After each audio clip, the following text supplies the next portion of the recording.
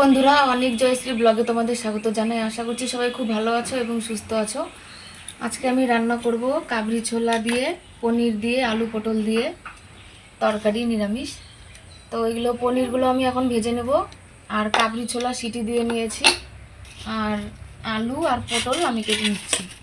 কিছুটা পটল ভাজা করব আর আলু পটল এভাবে কেটে নেব, তারপর ভেজে আদা জিরে বাটা গরম মশলা দিয়ে রান্না করব। সবজিগুলো কেটে নিচ্ছি এখন। আমি কাবলি ছোলা দিয়ে পনির রান্না করব। পনিরটা এখন আমি ভেজে নেব, তারপরে আলু আর পটল এখানে আছে, তারপরে ভেজে নেব আলু পটল। এখানে বাটা মশলা আছে, আর এটা কাবলি ছোলা। কাবলি ছোলাটাও ভেজে নেব। পটল আমি ভেজে নিয়েছি, পনির ভেজে তারপরে মা বলল জলে দিতে, তো আমি জলে দিই না, কিন্তু মা বলল আজকে জলে দিতে, তাই আমি জলে দিলাম। আর এখানে তো বাটা মশলাগুলো আছে। আলু আর পটল এভাবে আমি ভেজে নিয়েছি। এখন আমি কাবলি ছোলাগুলো সিটি দিয়ে নিয়ে এসেছি, 4টে সিটি দিয়েছি প্রেসারে। ছোলাটা সিদ্ধ করে ধুয়ে নিয়েছি, এখন আমি কড়াইয়ে ভেজে নেব, তারপর মশলা ভেজে একদম রান্না করব। আর এখানে মা এনেছে অনেকগুলো আখ বাড়ির,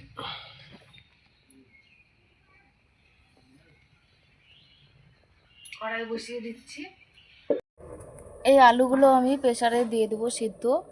ভাই এনেছে ফুচকা, তো ও বলছে বাড়িতে নাকি ভেজে খাওয়া যায়, তো এই সিদ্ধগুলো আমি ফুচকার জন্য দিয়ে দিচ্ছি সিদ্ধ। পটল ভাজা হয়ে গেছে। এখানে আমি আলু পটল আর কাবলি ছোলা দিয়ে পনির দিয়ে রান্না করেছি, পনিরের তরকারি। কাঁচা লঙ্কা দিয়ে রান্না করেছি, তাই সেরকম কালারটা হয়নি। পনিরের তরকারি রান্না করেছি, আলু পটল কাবলি ছোলা। ভাত বেড়ে নিয়েছি, এখন সবাই খেতে বসবো। মা আর ভাই এসেছে, মেয়ের জন্মদিন, তো সবাই খেয়ে নিয়ে আবার ফুচকা বানাতে হবে, ওরা নিয়ে এসছে, ফুচকা বানাবো।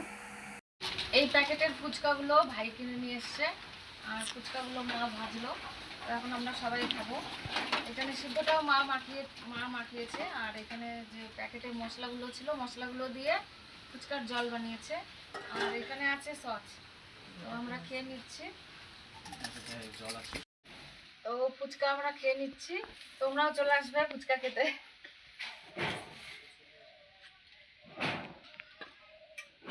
আমার মেয়ে এখন ওর মামার সাথে ঘুরতে যাচ্ছে, বাগানে বাগানে ঘুরতে না, বাগানে বাগানে।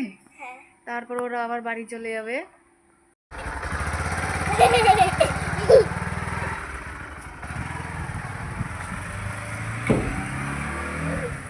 মা আর ভাই এখন বাড়ি যাচ্ছে।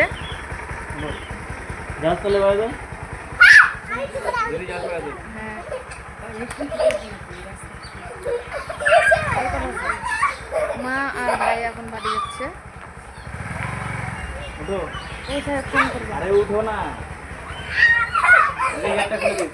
আচ্ছা, মা আর ভাই বাড়ি যাচ্ছে।